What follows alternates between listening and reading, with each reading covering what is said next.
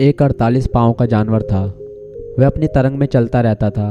उसकी चाल भी बड़ी मनमोजी थी। अक्सर वह मदमस्त हाथी की तरह अपनी लय में कदम ताल करता रहता था। इतना ही नहीं, ज़रूरत पड़ने पर तेज गति से दौड़ भी लेता था। अपने 48 पाँव, मतवाली चाल और तेज गति के कारण वह जंगल के जानवरों में काफ़ी लोकप्रिय था। लेकिन एक दिन उसकी बैठे बिठाए शामत आ गई। हुआ यह कि एक दिन एक सन्यासी जंगल से गुजर रहा था। दुर्भाग्य से उस जानवर का भी उसी वक्त वहाँ से गुजरना हुआ। अब सन्यासी तो सदियों से ज्ञानियों में गिने जाते हैं। बात बेबात या पूछो ना पूछो, फिर भी ज्ञान न झाड़े तो वह सन्यासी कैसे? आप में 10 ऐब ना निकाले तो वह ज्ञानी कैसे? और यह सन्यासी भी कोई अपवाद तो था नहीं। हालांकि कुछ देर तो वह सन्यासी आश्चर्य से उस 48 पाँव के जानवर को जाते हुए देखता रहा। ऐसा जानवर उसने कभी देखा नहीं था। वह उससे प्रभावित भी हुआ। लेकिन मैंने कहा ना कि परफेक्ट से परफेक्ट बातों में भी ऐब ना खोज ले तो वह सन्यासी कैसा? और फिर उनका तो वटी ऐब निकालने पर टिका हुआ होता है। उनकी दुकानदारी ही इस पर चलती है कि वह उनकी बातें सही, बाकी गलत। सो आदत से मजबूर उस सन्यासी ने कुछ देर उस जानवर को गौर से निहारने के बाद उसे आवाज़ देकर रोका। आम मनुष्य की तरह जानवर ने भी सन्यासी को देखते ही उनके चरणों में अपना सिर झुका दिया। आशीर्वाद में सन्यासी ने उस जानवर से कहा, तुम बेहोशी में चलते हो। हर बात का होश होना बहुत ज़रूरी है।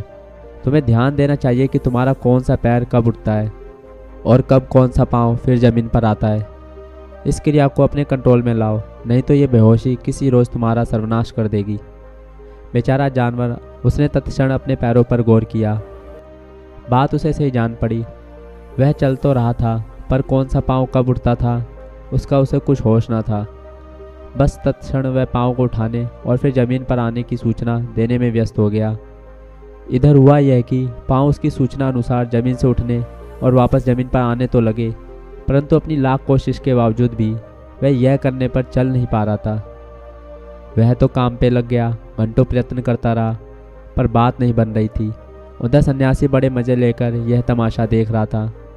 इधर आखिर जानवर की बुद्धि जागी। उसने सोचा, भाड़ में जाए होश, जब सब अपने आप ठीक चल रहा है तो मैं क्यों प्रयत्न करूं? लेकिन प्रयत्न तो प्रयत्न है। बस चंद घंटों के प्रयास में वह अपनी नेचुरल चाल ही भूल चुका था। यानी ध्यानपूर्वक पाँव उठाने और वापस ज़मीन पर रखने से तो वह नहीं चल पा रहा था, परंतु अब नेचुरल चाल भूल जाने के कारण बेचारा जहाँ था वहीं जाम हो गया था। वह बुरी तरह चिंता में पड़ गया। आखिर कोई उपाय न देख उसने सन्यासी से सहायता मांगी। पूछा भी कि अब क्या करूं? अब इसमें सन्यासी क्या करे? उसका काम था ज्ञान देना, सो वह वो दे चुका था। अब फंस गए तो इस कारण कि तुम्हारे पिछले जन्मों के कर्म आड़े आ गए। बस उस जानवर को भी पिछले कर्मों की दुहाई देते हुए वह सन्यासी उसे उसी हाल में छोड़कर चलता बना। बेचारा जानवर वर्षों वहीं पड़ा रहा, पर चल नहीं पाया तो नहीं ही चल पाया, और आखिर उसी जगह पर उसकी मृत्यु भी हो गई।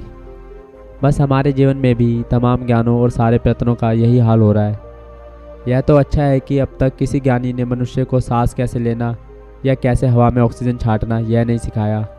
अच्छा है जो इस प्रक्रिया पर शास्त्र नहीं लिखे गए हैं, वरना तो ऐसे हर प्रयास में मनुष्य को भी अपनी जान गंवानी पड़ जाती और शास्त्रों की भाषा में उन्हें अपने पिछले कर्मों की सजा मिल रही होती।